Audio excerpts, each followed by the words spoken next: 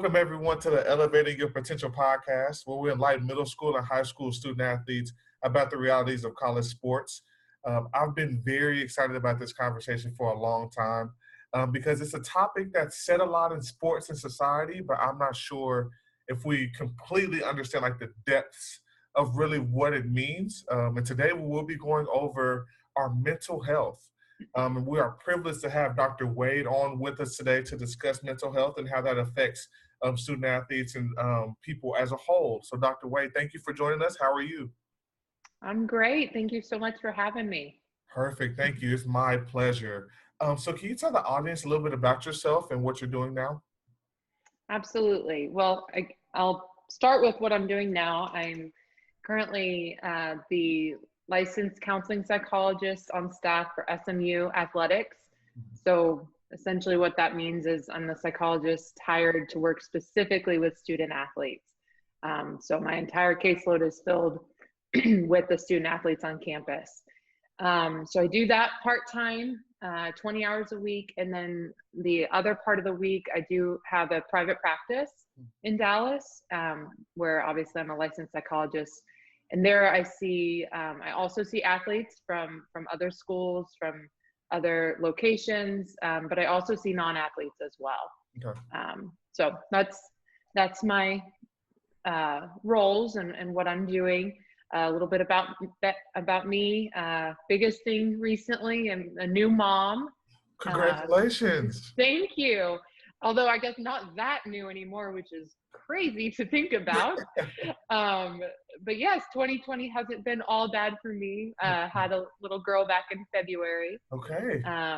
So yes, and she was my first. So kind of transitioning to that new role as well. So that's kind of the biggest thing recently, but in terms of a little bit of background, an athlete, former athlete myself, grew up very much playing all the sports, doing all the things, and athletics has always just been a really big part of my life, my family's life. Played through college, my brother played through college. It's just kind of ingrained in who I am. So to be able to do what I do, it's an absolute dream job. Yes. And so what sport did you play? Volleyball is what I played kind of the longest, but I mean, I did everything from, which I shouldn't laugh. It's just funny because I don't think of myself as a girly girl, and I think of cheerleading sometimes as more feminine. So I did everything from cheerleading to gymnastics to soccer to swimming, baseball, actually, not softball, ironically, but did kind of all the things. Yeah, versatile athlete. I love it. That's great. Yeah. So what ultimately made you choose the path of becoming a licensed psychologist? Yes. So I wish I had a more exciting story.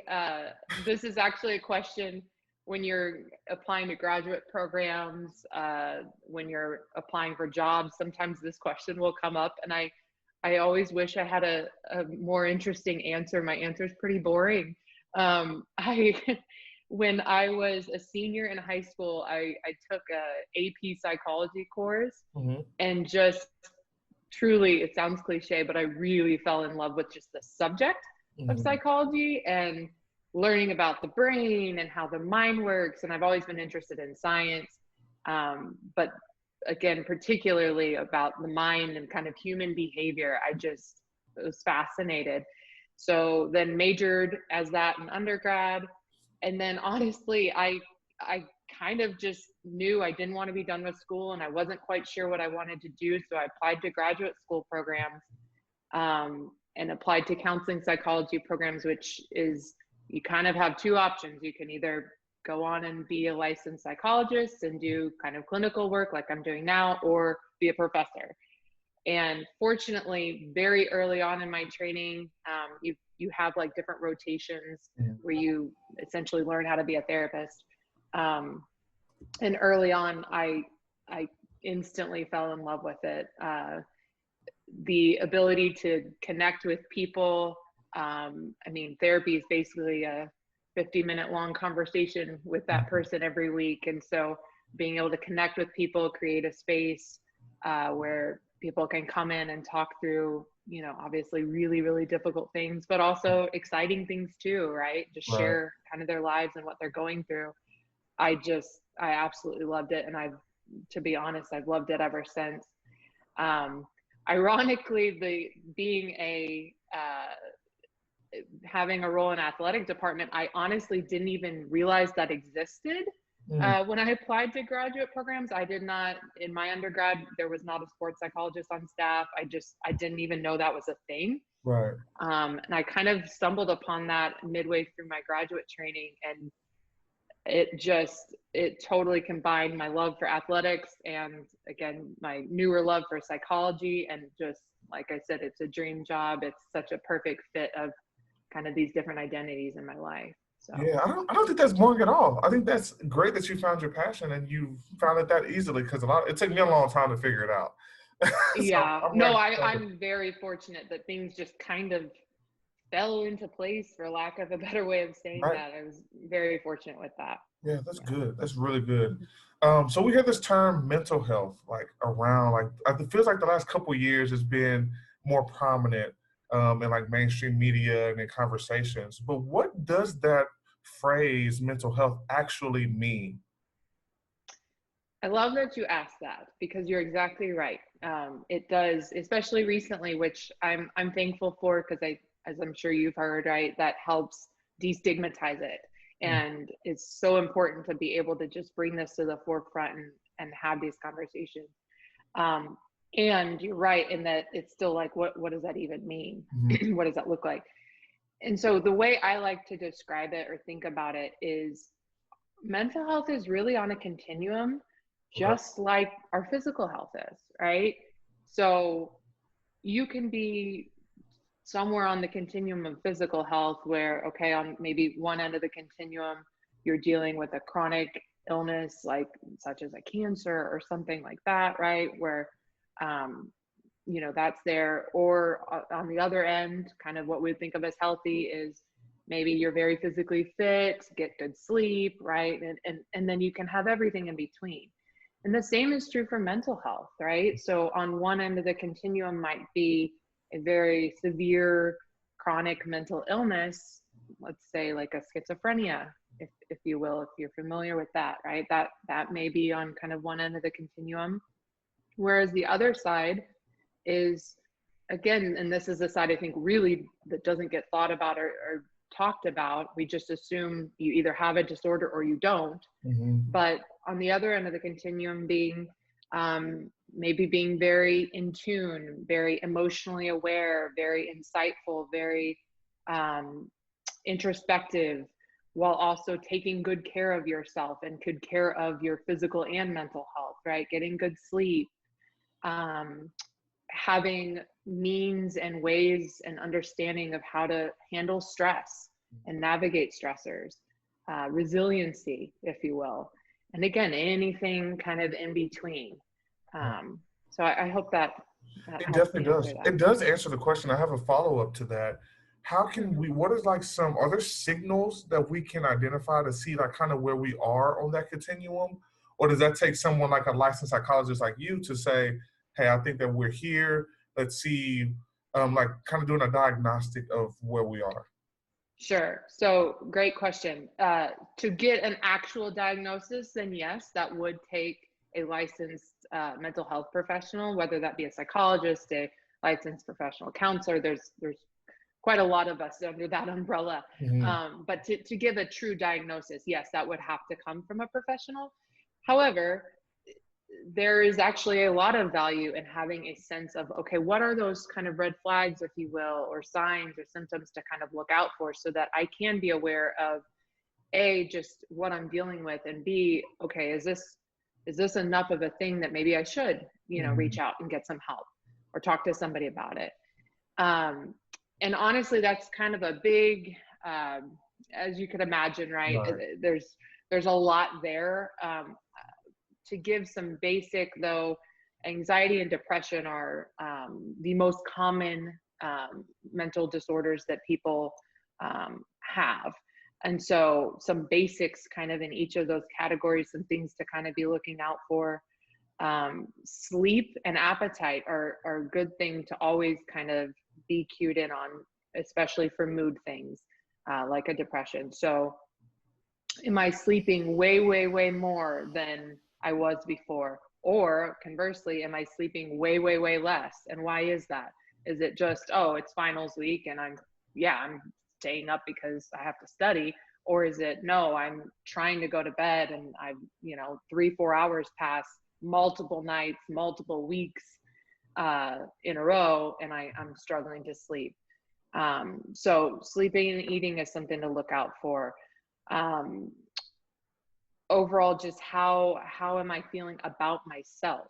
Again, that might be hard to gauge, but does it feel like I've had a shift in my overall self-esteem or how I feel about myself, worthlessness? Those are, again, some kind of keys to look out for more on the depression side. The other thing that's really important, I actually should have started with this, is with either of these things, whether it be anxiety, depression, whether it be any mental disorder, mental health disorder, you want to look at the frequency and the intensity of it. And why I say that is, you and I, right, we both can have struggles with sleep sometimes, right? That's a part of being human. That's just natural. We also can be anxious at times. We also can feel sad at times. That doesn't mean we have depression.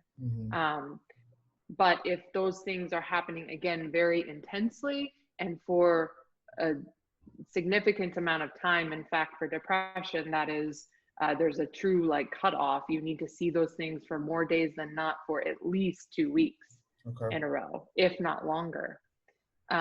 So those are some things to kind of look for.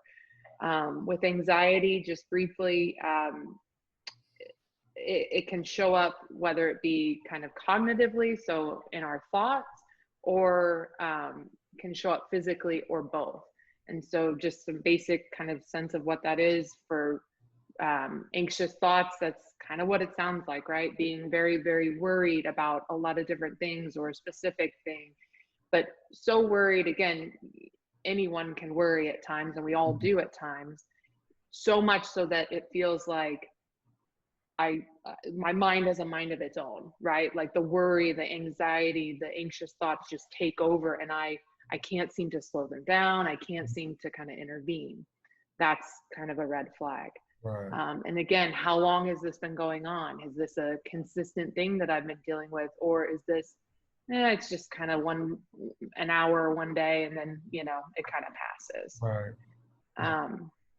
And then the last kind of piece, the physical pieces, this is actually good to know, because a lot of times these things can be going on, we don't realize it, but it can be shortness of breath. It can be feeling just kind of an overall sense of feeling on edge or shaky or tight even. It can be fatigue. It can be difficulty concentrating. It can be feeling like our chest is tight, or maybe even having like a rapid heartbeat at times, headaches. So again, I want to be very careful. All of these things are things that in isolation, we all experience from time to time. Is it, okay, multiple of these things are happening, and again, it's happening for several days, very intensely. That's where, okay, maybe there's more going on. Maybe I should speak to somebody. Perfect. Yeah, thank you so much for those. That's helpful to me, as I might, like, I have a wife, if she's experiencing these symptoms, or if someone's going through that as well. So yeah, thank you so much Exactly. for that. Of course. I'm sure I know you've done a lot of research, and you've met with a lot of student athletes and other individuals over the years. And what are some common areas? Let's just talk to the student athlete now that student athletes struggle with as they make a transition from high school to college that you've seen. Yeah, absolutely. So specific to athletes, and specific to college athletes, but you can definitely see this in high school too. There can be just an overall stress or struggle with all of the the roles and the responsibilities and the time that goes into being a student athlete, right? I mean, it's 20 plus hours at a minimum, right? Right. Of just training. That's at a minimum, not including travel, not including, right, competition, all that. So that's 20 hours a week right there. Then you've got your class schedule on top of that. Then if you've got an internship or a job on the side, or God forbid you want to spend some time with your friends, right? That all has to fit into that time. So again, I think competitive high school athletes are accustomed to that to a degree. But depending on kind of what program they're coming from, that can, and for many does, ramp up in college. And so just having to navigate how to balance all that. And again, all the kind of responsibilities and pressure that may be there in those different roles. So wanting to do well academically, wanting to do well athletically, wanting to be a good friend, wanting to be a good son or daughter, right? All of those things are there. And so again, that can just kind of come to a head for most athletes. Some other things that tend to be really, really common things I see is kind of perfectionism, if you will. And I think if you think about it, perfectionism is a really good and a difficult thing at the same time, right? The striving for excellence, the pushing yourself, that makes a really good athlete, right? If you think about it. And I talk to athletes a lot of like, that's part of why you're here, right? That mindset that, again, striving for excellence is part of why you get to Division I athletics. Unfortunately, the downside of it is sometimes that can mean we're really, really hard on ourselves when things don't go perfectly. And we know that things don't go perfectly because perfection is impossible. And so how are we treating ourselves when we don't get the grade we wanted, when we don't have the stats that we wanted in that game? Right. And so for some, it's okay, yeah, I can do better next time, and I will do better next time, and then that's kind of it. For others, it can be, no, we're really beating ourselves up, we're really kind of fixated on that or stuck on that. It affects our mood, it affects how we see ourselves. It can kind of show up in these bigger ways. So that's definitely a common kind of theme of what I see. And then I think the other thing to just note, I cannot tell you how often people, like outside of sports, but also honestly, coaches and teammates can think this way too, can think that if you're especially if you're a scholarship college athlete, that you somehow should just, everything should be great.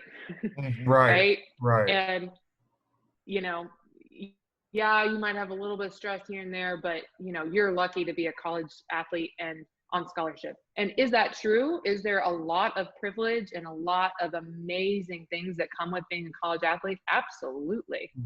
No doubt about it. And at the same time, that doesn't make you immune from stress, from mental health concerns, right? So if you take this year as an example, right? This has been a very hard year for a lot of people, most people, right? Whether it be the pandemic that is ongoing, whether it be racial and social injustice that is ongoing, right?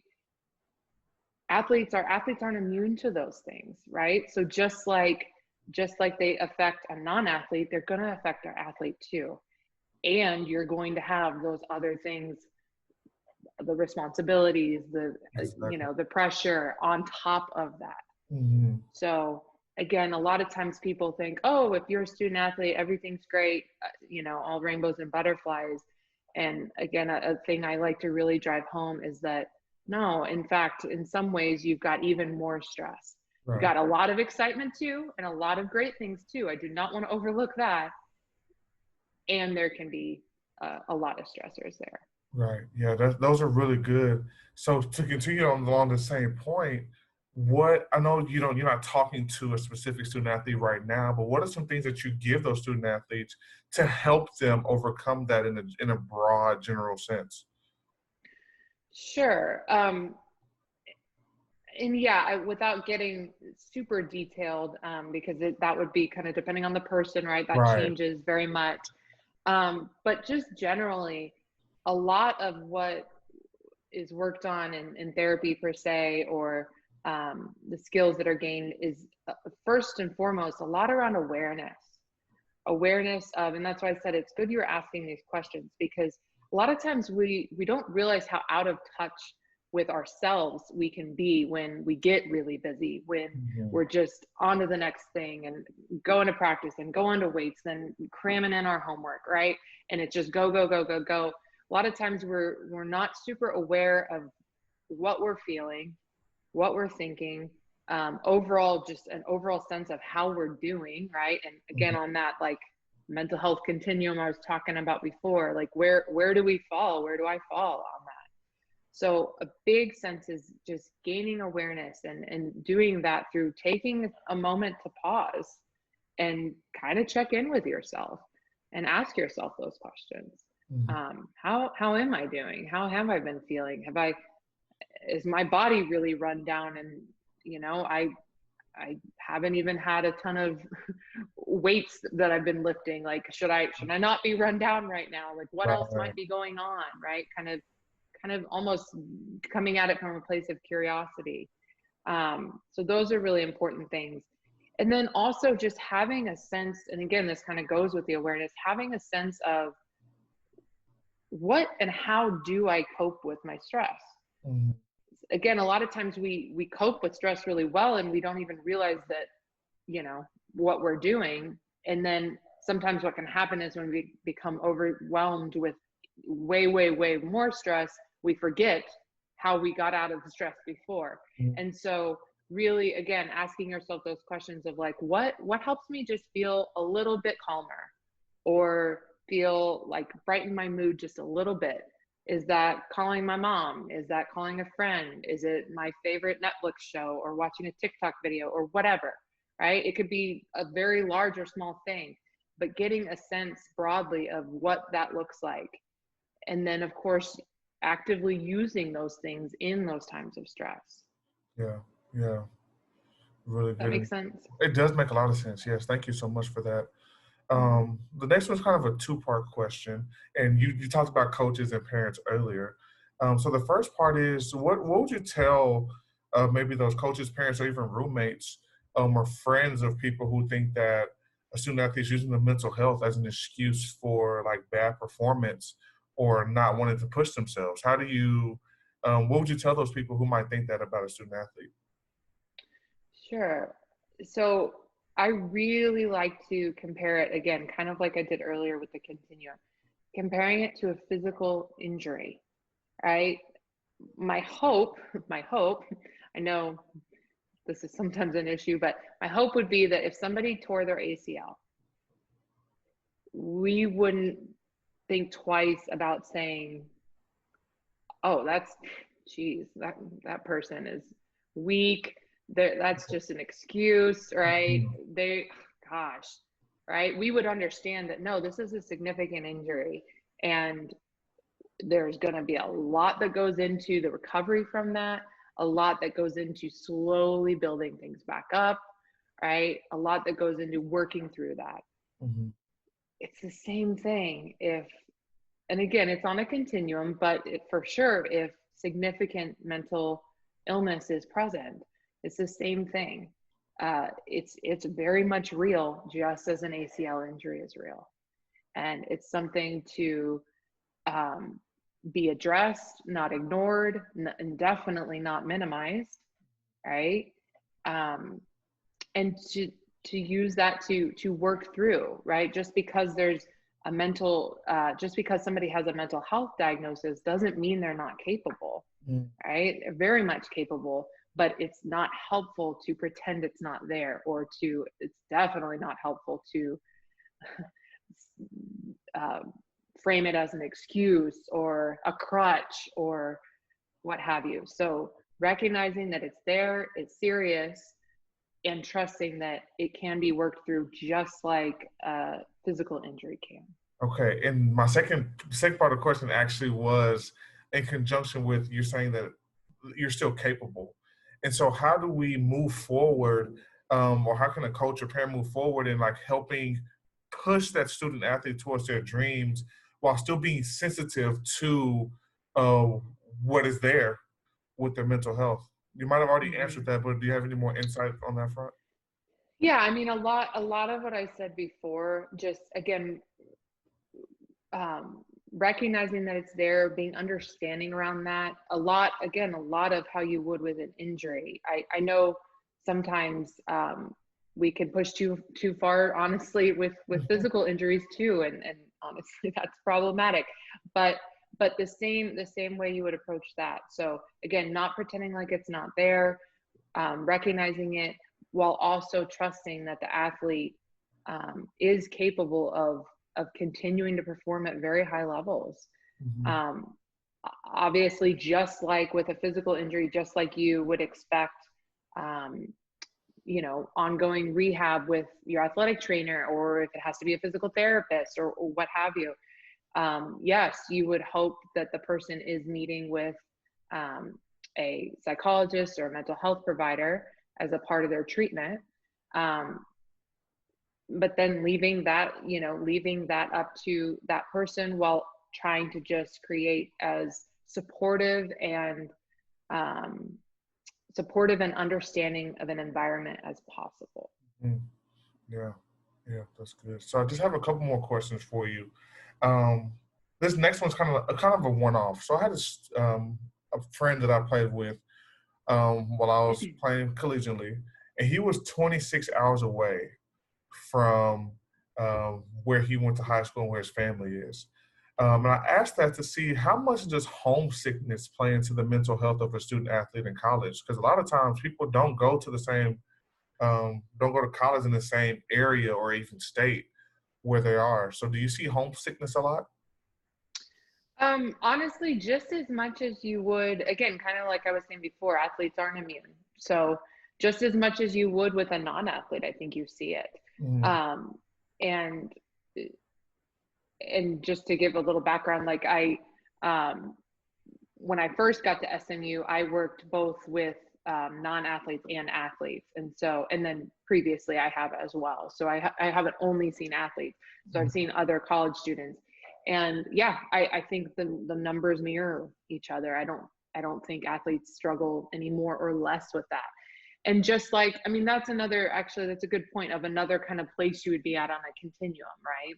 On that continuum, in that homesickness is very, very common, especially, doesn't always have to be in the first year, but especially, right, in your freshman year.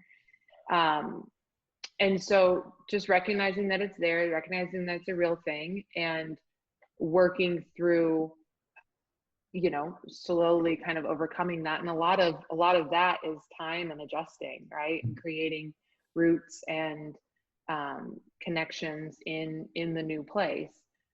Doesn't mean you're not gonna stop missing your family, right? And your Right. friends back home. Um, but typically in my experience over time, that those are the things that kind of help that get better. Okay. Yeah, I like it. Time and adjustment. Perfect. Mhm. Um, the next question is about relationships. So let's say we're the roommate of someone or have a friend who's experiencing maybe some mental health, and we're concerned about the mental health. How do we help our friend without making it worse? Because sometimes we have good intentions, but we say things that might not be what that person needs at that moment. How can we help our friends, roommates, whoever it is in that situation? Yeah, that's a good question. And I first like to start off with, because this is something I've been asked before. Um, and I think keeping in mind that if, as long as you go into it with good intentions, yes, you might say the wrong thing. And at the same time, not putting a pressure on yourself that you have to be perfect.